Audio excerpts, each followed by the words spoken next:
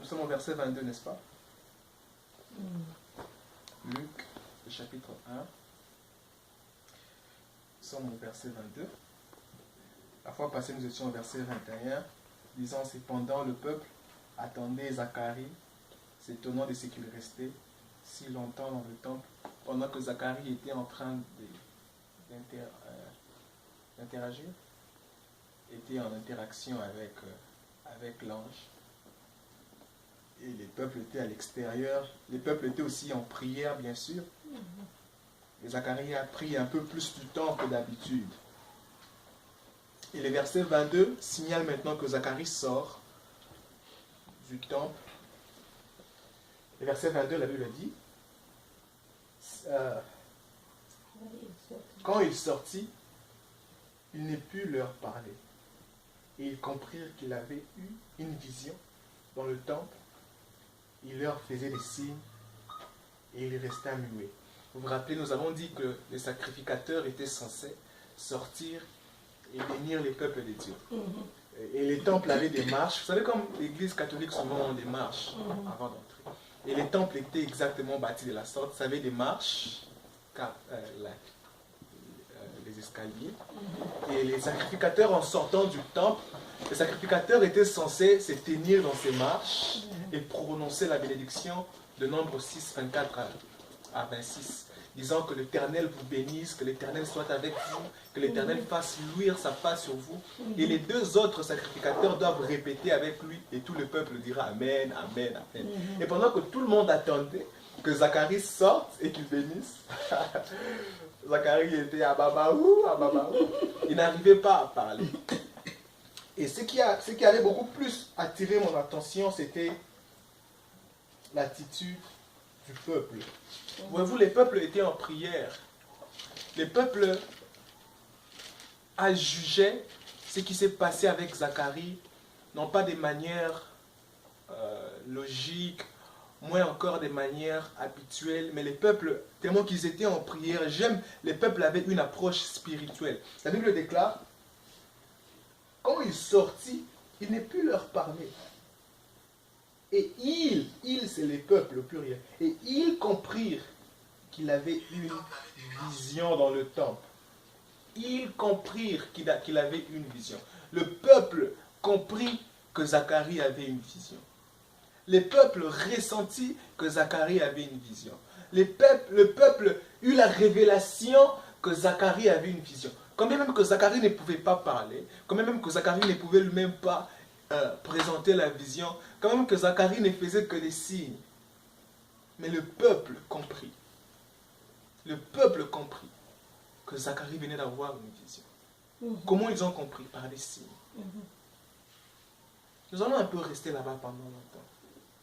Il y a des fois où Dieu nous transmet des visions par des signes. Vous savez, la vie de Salomon a été changée par une vision. Dieu a changé la vie de Salomon alors qu'il rêvait. Dans 1 roi, je crois le chapitre 3, la Bible déclare, pendant que Salomon était à Gabaon, cette nuit-là, Dieu lui apparut en vision. Et Dieu lui demande, demande-moi tout ce que tu veux, en vision, dans un rêve. Et c'est là dans le rêve que Salomon dit à Dieu, écoute, donne-moi la sagesse. C'était dans le rêve, s'il vous plaît. Dans la vision. Et dans ce rêve-là, Salomon dit, Seigneur, moi donne-moi la sagesse. Et Dieu dit, tu as bien demandé. Et parce que tu as demandé la sagesse, je te donnerai aussi. Mais ce que je veux que nous puissions voir, c'est que tout cela s'est passé dans la vision. Voyez-vous combien la vision peut être forte et puissante. Zacharie reçoit son enfant dans la vision parce qu'il voit un ange. C'était une vision peut-être ouverte.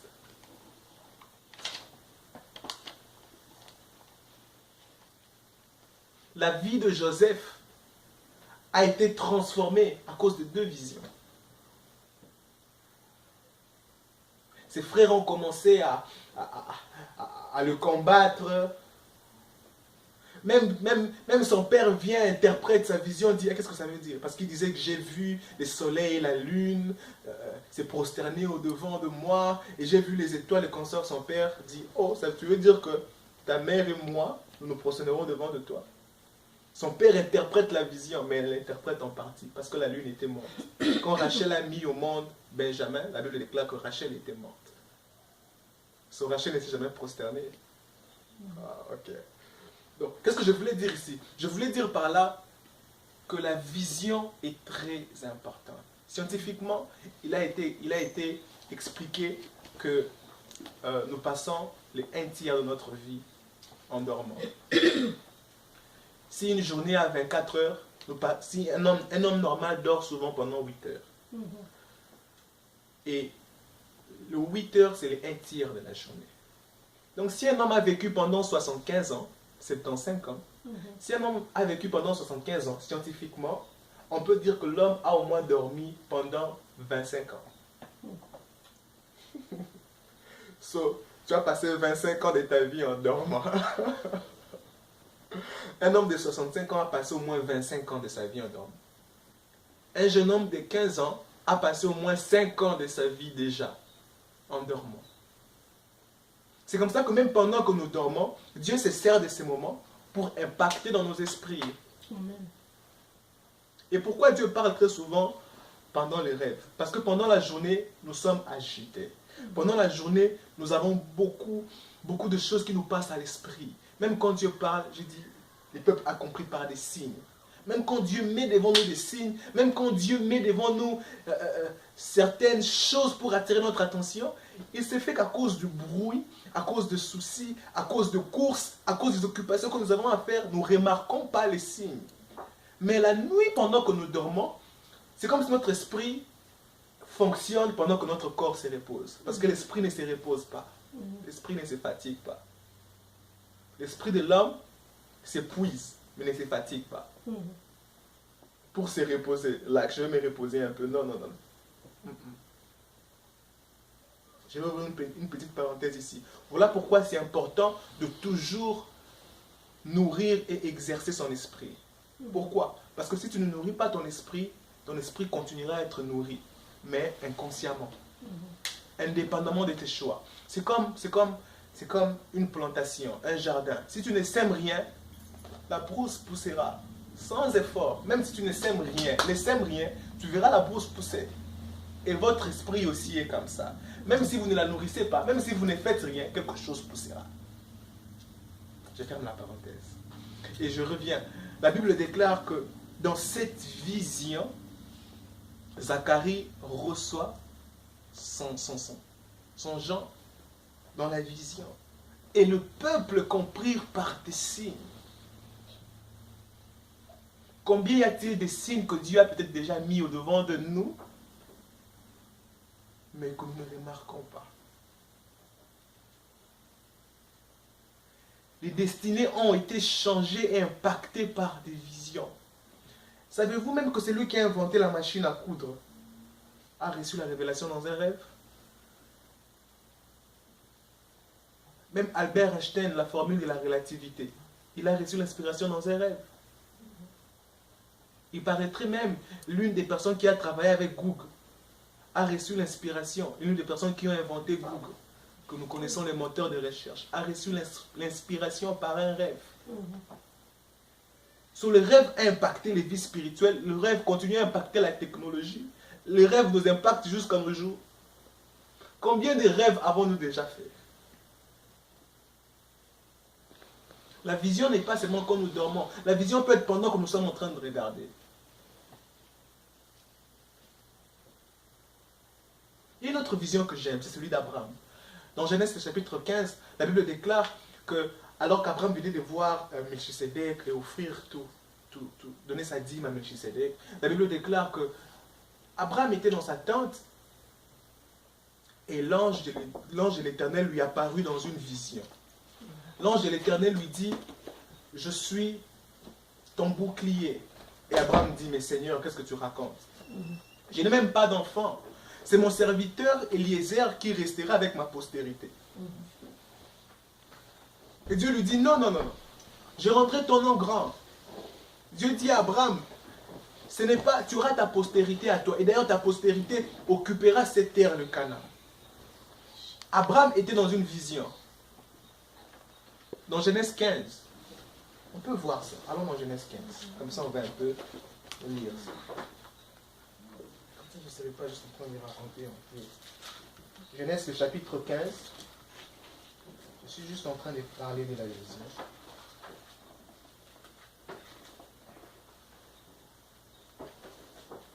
Je commence au premier verset. Après ces événements, après quels événements? Après le fait que Abraham ait rencontré Melchisedec, son nom n'est même pas encore changé à Abraham. Il s'appelle encore Abraham. Il vient de se séparer de Lot et consort. La Bible déclare, après ces événements, la parole de l'Éternel fut adressée à Abraham dans une vision. Et il dit, Abraham, ne crains point, je suis ton bouclier, et ta récompense sera très grande. Abraham répondit, Seigneur l'Éternel, que me donneras-tu? Je m'en vais sans enfant, et l'héritier de ma maison, c'est Eliezer de Damas. Et Abraham dit, voici, tu ne m'as pas donné de postérité, et celui qui est né dans ma maison sera mon héritier. Alors la parole de l'Éternel lui fut adressée ainsi, ce n'est pas lui qui sera ton héritier, mais c'est celui qui sortira de tes entrailles, qui sera ton héritier. Et après l'avoir conduit dehors, il dit, regarde vers le ciel et compte les étoiles, si tu peux le compter. Et il lui dit, telle sera ta postérité. Vous voyez? Abraham était dans une vision ouverte. Le Seigneur lui conduit, il était d'abord dans sa tente. Le Seigneur lui dit, sors de ta tente et regarde les étoiles. En voyant les étoiles, le Seigneur lui dit, c'est à ça que ressemblera ta postérité. Le Seigneur voulait lui montrer un signe à quoi ressemblerait sa postérité. Il vous est déjà arrivé de passer quelque part, vous voyez quelque chose, mais il y a comme un message qui vous est transmis à l'esprit. Vous voyez quelqu'un, il y a comme quelque chose qui vous est transmis à l'esprit. Il y a des choses que le Seigneur permet que nous puissions voir. Parce que des choses sont pour nous une vision. Sont pour nous une révélation. Il y a des choses que l'Éternel permet que nous puissions entendre. Parce que ces choses sont pour nous des signes. Il y a d'ailleurs des personnes que Dieu permet que nous puissions rencontrer. Parce que ces personnes sont pour nous des signes. Et il y a des voies, des chemins, des circonstances que le Seigneur permet à ce que nous puissions traverser. Parce que ces choses, ces circonstances sont pour nous des signes.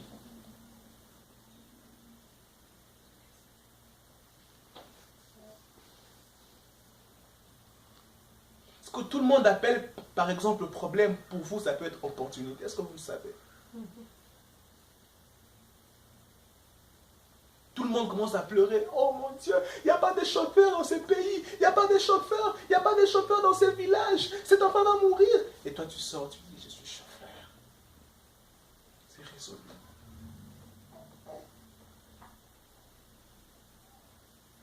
La chose la plus importante dans la vie d'une personne, c'est la vision. C'est la vue. La chose la plus importante dans la vie d'une personne, c'est la vue.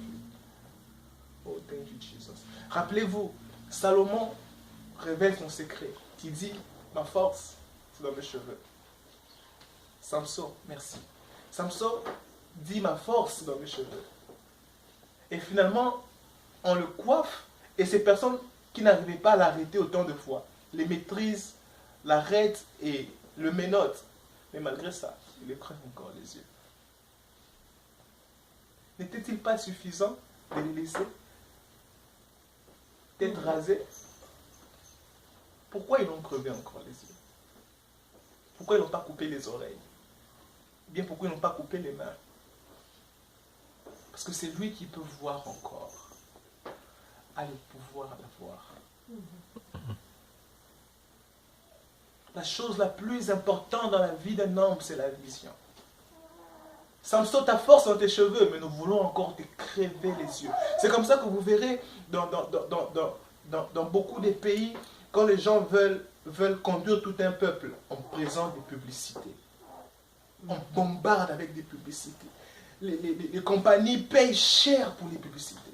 Que vous puissiez voir et revoir encore et revoir jusqu'à ce que vous commenciez à vouloir. Oh, j'avais vu ça à la télé, c'est que c'est bien.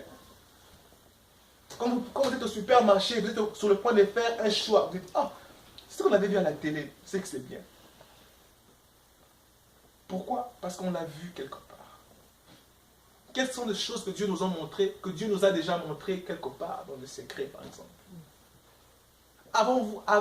Avons-nous déjà vu certaines choses dans le secret? Dieu nous a déjà montré des choses? Zacharie a reçu son Jean dans le secret, dans le lieu secret, par une vision. Et le peuple a su reconnaître par des signes que cet homme venait d'avoir une vision. Les peuples aussi étaient spirituels. Les peuples n'avaient pas de père jugemental. Et c'est quelque chose que je remarque de temps en temps. Tout le monde devient jugemental. Tout le monde veut être logique. Tout le monde veut juger d'une manière logique.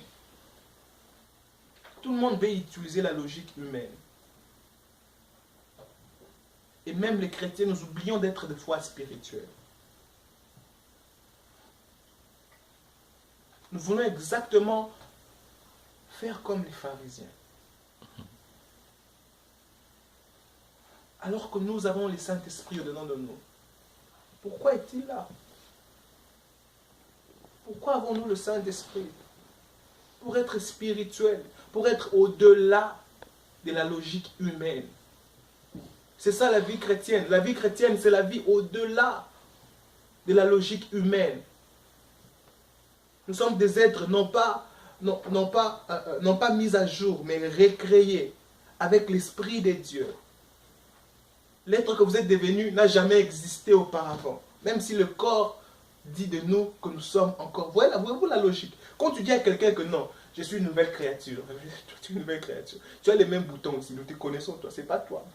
Toi, on te connaît. On te connaît. On t'a vu dans le couloir, on te connaît. On connaît ton histoire, on connaît ton passé. On connaît comment tu t'es têtu. On connaît comment tu insultais les aînés. On connaît ton histoire. Mais tu viens dire non, non, je suis une nouvelle créature. Les choses anciennes sont passées. Personne ne te croira. Mais les yeux spirituels, la connaissance spirituelle, la conscience des choses de l'esprit, fait de toi un homme qui accepte que tu es devenu une nouvelle créature en Christ. Amen. Et quelles sont les choses que nous voyons en Christ?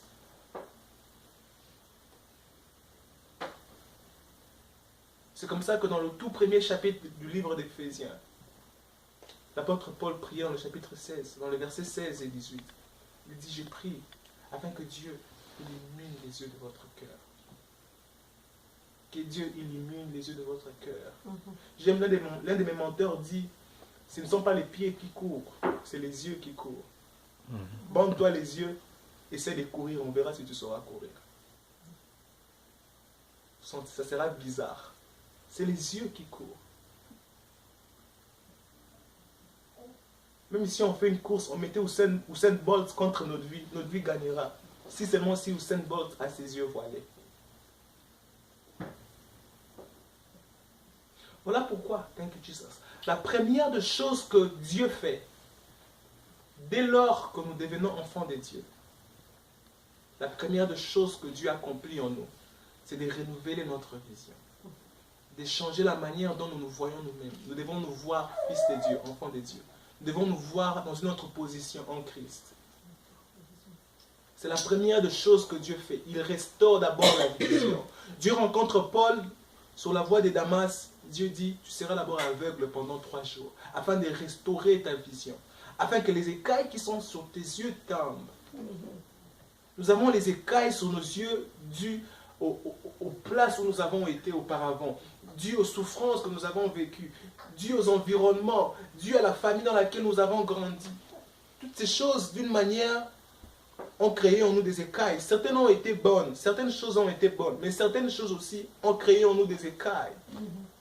Celui qui a des lunettes bleues voit le monde en bleu. Et celui qui a des lunettes de l'esprit voit en esprit. Oh, thank you, Jesus. Alléluia. Ah, je ne serai pas long aujourd'hui. Nous allons peut-être faire 2 versets seulement. Le verset 23. Lorsque ces jours de service furent écoulés, Il s'en alla chez lui. Le verset 24. Quelque temps après, Élisabeth, sa femme, devint enceinte. Ça, j'aime ça. Nous allons finir ici. Quelque temps après, Élisabeth, sa femme, devint enceinte. Elle alla se cacher pendant 5 mois, disant, c'est la grâce que le Seigneur m'a faite quand il a jeté les yeux sur moi pour ôter mon opprobre parmi les hommes. Zacharie reçoit la vision, il n'arrive pas à parler, il sort quand même du temple, il explique avec les signes ce qui s'est passé, et il rentre chez lui. Dieu n'avait pas dit à Zacharie que son enfant sera miraculeux. Ça veut dire que Dieu a donné la vision à Zacharie, et Zacharie a travaillé pour avoir les résultats de cette vision-là. C'est encore autre chose. Il y a de ces gens-là à qui Dieu donnera la vision, et Dieu dira, il y aura telle personne, telle personne, telle personne, telle personne qui viendra vers toi. Qui est comme, je donne un exemple de qui? Exemple de qui? Seigneur, aide-moi, Seigneur, aide-moi, Seigneur, aide-moi. Seigneur, aide-moi. Quelqu'un comme Salomon. Dieu donne la vision à David de bâtir le temple, et David recrute tout ce qu'il faut pour bâtir les temples. L'or pur, les bois, tout. Mais Dieu lui dit, c'est moi, toi tu as les mains sales. C'est Salomon qui va bâtir. Alors Salomon prend toute la richesse de son père pour bâtir le temple. Salomon prend tout ce que son père avait déjà pour accomplir la vision que Dieu a donnée à son père. Amen. Mais il y a aussi d'autres personnes à qui Dieu donne la vision. Il dit, you gotta work, man. Toi, ça ne sera pas les miraculeux. Marie sera enceinte par la puissance du Saint-Esprit. Mais toi, tu as reçu la vision. You gotta work for it. Ne dis pas la puissance du Saint-Esprit. Tu dois travailler pour ça. L'homme mangera la sueur de son front. Aujourd'hui, quand on dit Dieu va te bénir, Dieu va te bénir. Tu attends que Dieu te bénisse. Quelqu'un te donne une enveloppe, que Bill Gates te rencontre, il te dit, oh, je t'aime beaucoup, prends ma carte bancaire. Pourquoi ne pas croire que Dieu peut te bénir en te donnant une idée, et cette idée-là fera de toi entrepreneur, et cette idée-là tu vendras peut-être des livres, et ton livre sera best-seller, alors que tu deviens millionnaire. Pourquoi on vient emprunter la voie la plus facile en ses croyances spirituelles? On fuit la vie dans la spiritualité. Frère, tu vois où je viens à la mort. Dieu m'a dit des choses. Dieu t'a dit des choses. Il va gagner les âmes dans la rue. Il va prêcher dans la rue. You gotta work. Dieu m'a dit, je serai entrepreneur. Qu'est-ce que tu attends? J'attends que Bill Gates me rencontre et qu'il me pose la question. Quel est ton projet? Non. Tu peux commencer avec les peu que tu as. Tu peux commencer avec les peu que tu as et travailler avec cela.